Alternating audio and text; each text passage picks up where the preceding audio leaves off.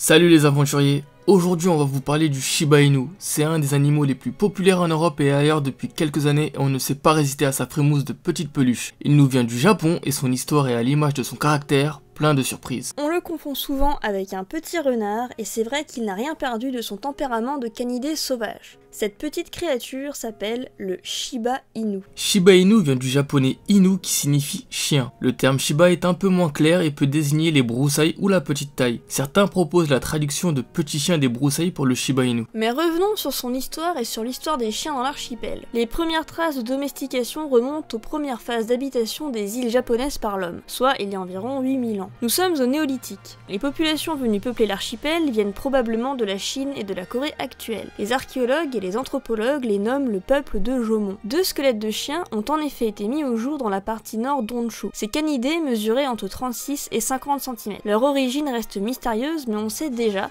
qu'ils sont différents des chiens de l'âge néolithique retrouvés en Europe. Les chiens de l'archipel vont se mélanger à d'autres races de chiens il y a environ 2200 ans avec l'arrivée des peuples venus de Mongolie. Le type Spitz est déjà attesté à cette époque. Les chiens japonais se caractérisent par leur queue recourbée et leurs oreilles droites. Les chiens sont au Japon étroitement liés à la formation de l'État et de l'histoire écrite japonaise. C'est vers le 6e siècle, avec l'arrivée du bouddhisme et de l'écriture au Japon, que se mettent en place des parties de chasse codifiées où les chiens jouent un rôle de premier plan. Entre le 16e et le 17e siècle, les Japonais établissent des premiers échanges intenses avec les Européens qui découvrent l'archipel par le commerce. Ils apportent avec eux des races européennes comme les terriers, mais les mélanges entre races se limitent principalement aux villes, les chiens japonais des montagnes restant isolés des arrivants européens. Puis, le Japon se referme avec le shogunat qui, en 1616, ferme les portes de l'archipel aux Européens, persécute les Japonais qui s'étaient convertis au christianisme à leur contact et interdit à quiconque d'immigrer. Pendant cette période, un Européen réussit tout de même à pénétrer au Japon. Il s'agit du médecin néerlandais Siebold qui dessina les races de chiens japonais.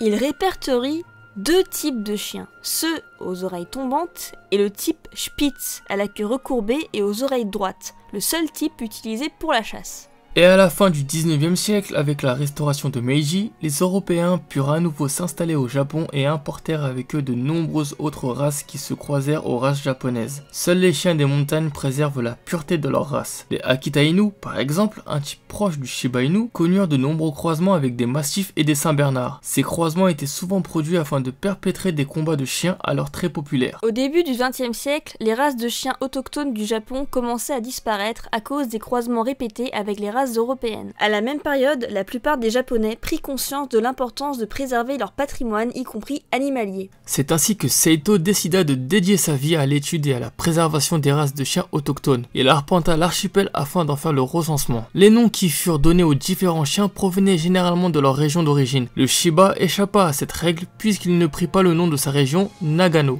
En fait, entre 1912 et 1926, il restait très peu de Shiba originels au Japon, tant les croisements avec d'autres races importées avaient été nombreux. On ne dénombre alors que 3 lignées de Shiba authentiques. Celle de la région de Nagano, qu'on nomma Shiba Shinshu. Il s'agit d'un Shiba à robe rouge, aux yeux ronds et au masque noir sur sa bouche qu'il conserve à l'âge adulte. La lignée de la région de Gifu, qu'on nomma Mino Shiba, est plus petit que le précédent. Sa queue est déroulée, ses oreilles sont triangulaires et ses yeux sont tirés en amande. La lignée du sud-ouest du Japon, qu'on nomma Shiba Sain, est de plus grande taille et arbore une robe noire tachetée. Un de ces Shiba entra dans l'histoire. Il s'agit de Jokuku, un des rares à ne pas avoir d'ascendant européen. Il vivait dans les montagnes de la préfecture de Guma. Jokuku et sa famille étaient des chiens de chasse très prisés des villageois, capables de chasser les oiseaux et les petits gibiers en bondissant. Les montagnards les appelaient les Shiba Inu. Jokuku et les siens devinrent rapidement célèbres et de nombreux Japonais étaient prêts à gravir les montagnes pour récupérer un chiot et l'élever en ville. Saito créa le club de Nihonken Onzokai. Ce cercle de protection des chiens reçut le soutien des autorités et c'est grâce à lui que chaque race japonaise reçut le statut de symbole national. Ces races sont l'Akita, le Kai,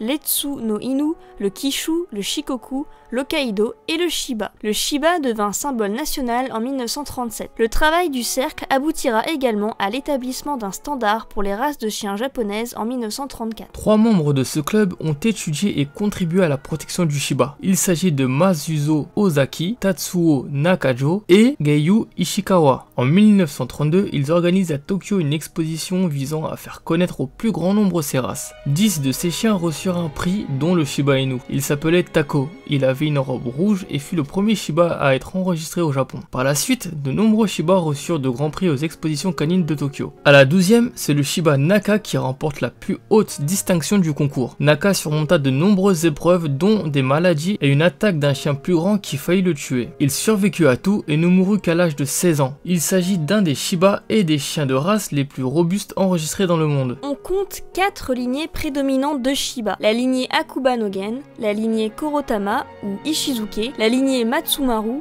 la lignée Tenku. Mais la Seconde Guerre mondiale et les épidémies qui suivirent forcèrent au mélange de ces lignées pour sauver la race Shiba. Les Shiba élevés hors du Japon sont légèrement différents du type Nippo originel. Les Shiba élevés actuellement à l'étranger ont toutes leurs dents et ont souvent une robe rouge foncée. Certains éleveurs essaient cependant de se rapprocher le plus possible du type originel. Les Shiba ont été introduits en 1954 aux États-Unis pour la première fois. La première portée, née aux États-Unis, a vu le jour en 1979. En Europe, les premiers arrive au Danemark en 1969, mais l'élevage ne commence réellement que dans les années 70. Il faut attendre 1985 pour voir la première importation en Angleterre. L'Allemagne, la Belgique et les Pays-Bas sont les pays où on trouve le plus de Shiba. En comparaison avec les autres races de chiens, il reste à ce jour assez rare dans le reste de l'Europe. On dit au Japon que le caractère du Shiba peut se résumer en 3 mots. Kan-i, qui décrit son esprit fougueux mais non agressif. Ryusei, bonne nature, qui souligne son esprit fidèle et obéissant. Sobuku, pour simplicité car le Shiba est doté d'une beauté naturelle, sobre mais raffinée. On dit aussi au Japon que le Shiba est un quart chien, un quart homme, un quart chat et un quart singe. Il s'agit d'un chien très intelligent, fidèle, attentif à tout, curieux mais conservant son esprit d'indépendance. Le Shiba appartient en fait à ce que l'on nomme les chiens primitifs. C'est-à-dire qu'ils ont été un peu moins façonnés par l'homme que les autres races et qu'ils conservent tous les instincts de chasse qui les rapprochent du loup et du renard. Il n'obéit jamais aveuglément à son maître et ne consent à faire ce qu'on lui dit que s'il comprend ce qu'on veut. C'est au maître de gagner sa confiance et le travail peut être long selon les chiens. Le Shiba Inu est un chien de taille moyenne. Il mesure entre 35 et 40 cm pour la femelle et entre 38 et 41 cm pour le mâle en moyenne. En bonne santé, il pèse entre 6 et 10 kg. Il peut avoir différentes robes comme le roux, le sésame noir ou rouge ou le noir et feu. Il possède une queue recourbée, un masque noir sur les babines et il arbore en permanence une frimousse qui donne l'impression qu'il sourit. Avec ses petits yeux qui semblent plissés, le Shiba Inu a l'air content en permanence. C'est un chien de chasse dans l'âme. Contrairement à ce que l'on dit souvent, la plupart des maîtres disent de leur Shiba qu'il est affectueux. Très attaché à son maître, il peut se montrer craintif et méfiant envers les étrangers. Il faut beaucoup d'honnêteté et de patience pour gagner son estime. Son pelage polaire lui fait préférer le froid bien qu'il aime également la chaleur. Attention cependant aux changements brusques de température. Il a besoin de se dépenser même si sa taille est modeste. C'est un chien robuste qui ne tombe que rarement malade et qui n'est pas sujet à des graves maladies génétiques. Bien soigné, il peut vivre assez vieux. Nous-mêmes, nous avons adopté une petite Shiba Inu qui s'appelle Eda. Vous pouvez la suivre sur son petit Instagram, le lien se trouve dans la description. On espère que la vidéo vous a plu, n'oubliez pas le petit pouce bleu, de vous abonner, et on se dit à très bientôt pour de nouvelles aventures.